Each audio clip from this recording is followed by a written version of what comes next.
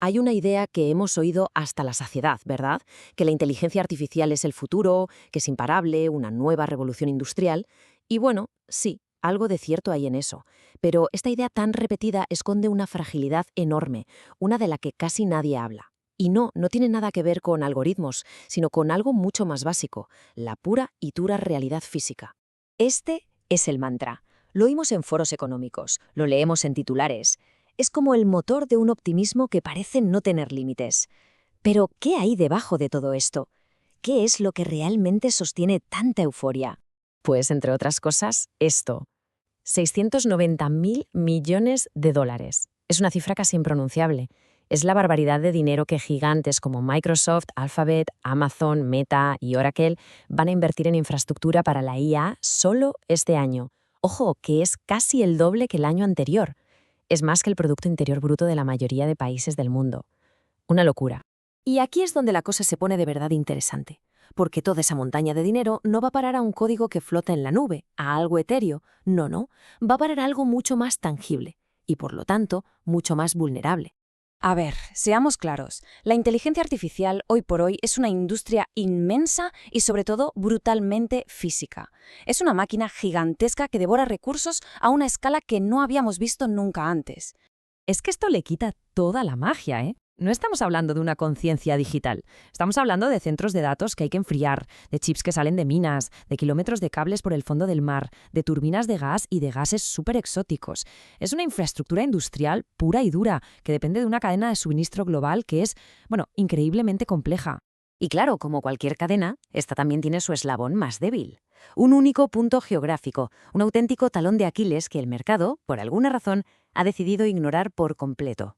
Un pequeño estrecho de apenas 50 kilómetros de ancho. El camino es muy sencillo de seguir. Los chips más avanzados del planeta, los que hacen funcionar los centros de datos de NVIDIA y entrenan todos los modelos de IA, se fabrican básicamente en dos sitios: Taiwán y Corea del Sur. El problema, que estos países no tienen energía propia, nada, tienen que importarla. ¿Y de dónde la traen? Pues en su mayoría del Golfo Pérsico. Y aquí viene lo importante: todo, absolutamente todo, pasa por ese único punto.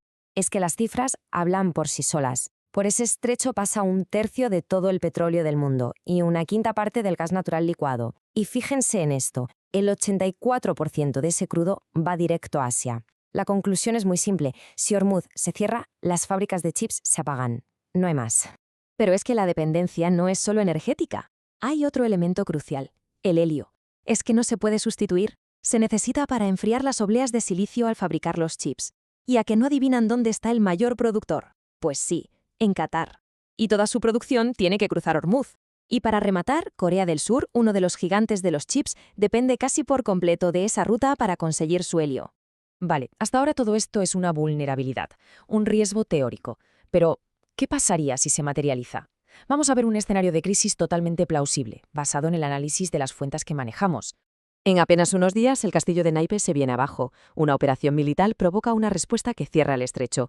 Luego, drones atacan la principal fuente de gas y helio del mundo, y la producción se paraliza. De repente, el flujo de energía del que depende medio mundo se detiene en seco. Y entonces pasa algo que no había pasado nunca. Ya no se atacan solo petroleros o refinerías, no. Se lanzan misiles y drones contra centros de datos de Amazon Web Services en los Emiratos Árabes y en Bahrein. La guerra, por primera vez, llega directamente a la nube. Y aquí llegamos al meollo de la cuestión. Porque esto que estamos viendo no es la típica burbuja tecnológica a la que estamos acostumbrados, es algo bastante más complejo y, desde luego, mucho más peligroso. La diferencia es clave. En una burbuja tecnológica, lo que falla es la tecnología en sí. Pero aquí no. Aquí la tecnología de la IA funciona perfectamente. El problema es la premisa sobre la que se ha construido todo. La idea de que vivimos en un mundo estable, con cadenas de suministros seguras. Y esa premisa, bueno, acaba de saltar por los aires. Y claro, el golpe en los mercados es inmediato y brutal. Las bolsas de los países, que son el corazón de la industria de los semiconductores, se hunden. El dinero huye despavorido hacia la energía y la defensa, algo que ningún modelo de inversión había previsto a principios de año. Nos acordamos de esta cifra, esos 690.000 millones de dólares se invirtieron dando por hecho que la energía seguiría fluyendo y que la infraestructura global era de fiar. El cierre del estrecho de Hormuz simplemente aniquila esa suposición. Esta crisis al final nos obliga a cambiar la forma en la que vemos la tecnología. El mundo digital no es una cosa aparte flotando por ahí, depende y de forma desesperada del mundo físico. Y lo peor de todo es que no hay una solución mágica ni rápida. Incluso si la guerra acabase mañana mismo, los expertos calculan que la producción de helio estaría parada durante meses y que la cadena de suministro global tardaría hasta medio año en volver a la normalidad. O sea que el verdadero impacto no ha hecho más que empezar. El problema de fondo es el modelo mental con el que hemos funcionado. Nos vendieron la idea de un mundo postindustrial, donde la geografía ya daba igual. Pero esta crisis nos estampa en la cara la realidad, que seguimos dependiendo de barcos, de gasoductos, de minas y de estrechos marítimos controlados por potencias que no siempre son amigas. Y esta es la conclusión, tan inevitable como escalofriante. El mayor riesgo para el futuro de la inteligencia artificial puede que no sea un algoritmo que se vuelve loco, sino un simple misil que acierta en una planta de gas al otro lado del planeta. Al final, todo el progreso tecnológico está atado, anclado, a una realidad física y geopolítica que es tremendamente compleja.